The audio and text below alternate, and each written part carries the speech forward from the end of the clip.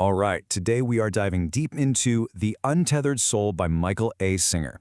And this is a book with a pretty radical promise, right? It says you can find real, lasting inner peace just by changing how you relate to that voice. You know the one? The one that's constantly chattering away inside your head? So let's just jump right in with something the book points out it's kind of funny, but also super profound. If you just heard me say that and thought to yourself, what voice? I don't have a voice in my head. Well, guess what? That's the voice. That's the one we're talking about. So, yeah, let's get to know this voice a little bit better. Singer has this perfect name for it, your inner roommate. And it's a great metaphor, isn't it? It's that constant mental chatter that just never shuts up.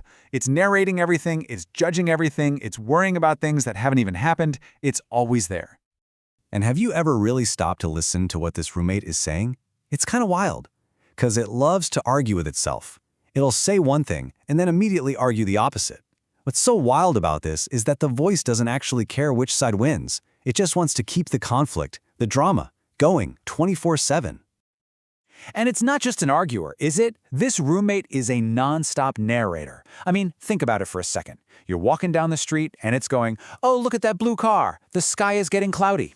You're already seeing all this, so why do you need a running commentary? Well, the book argues that this actually creates a kind of buffer, so you're not experiencing life directly, you're experiencing your thoughts about life. Okay, so if that voice is just a roommate, that raises a really, really important question. And the answer to this question, well, it's the core insight of the entire book. It is a total game changer for how you see yourself. Seriously, the book just asks you to pause for a second and really think about this. Who is the one listening to that voice? Who's hearing all that chatter? Because if you can observe your thoughts, if you can hear them, then you can't be them, right? There has to be a you who is separate from the thought. So, who are you? And here's the answer. This is the key to everything. You are the one who hears the voice. You're not the chatter, you're the consciousness that is aware of the chatter.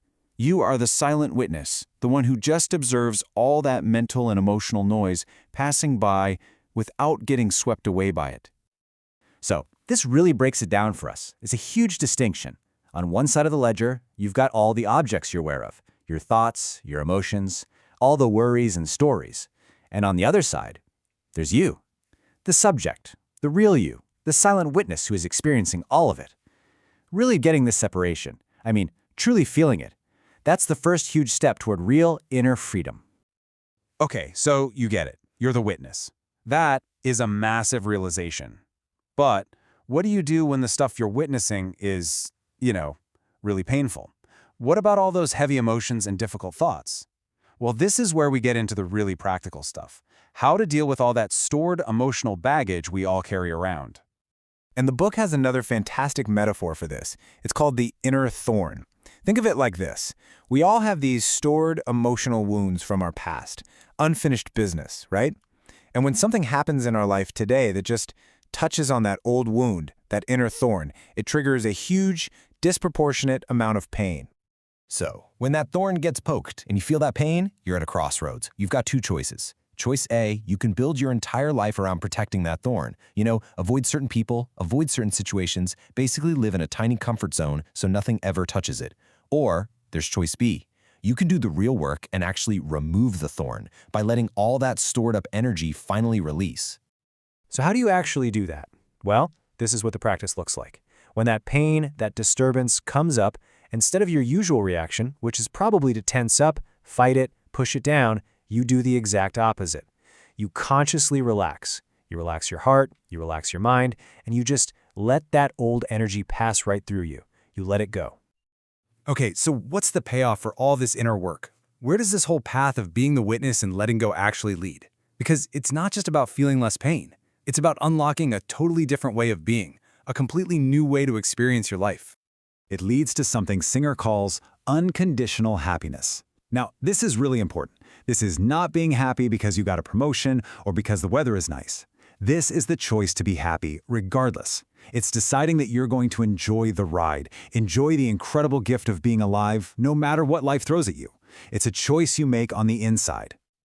You know, when you really get down to it, the whole practice boils down to this one simple thing. Our natural instinct, whenever life gets hard or painful, is to close down. We shut our hearts, we protect ourselves. The path described in this book is about learning to do the exact opposite. It's about consciously choosing to stay open, to relax, and let life's energy flow through you instead of building a wall against it.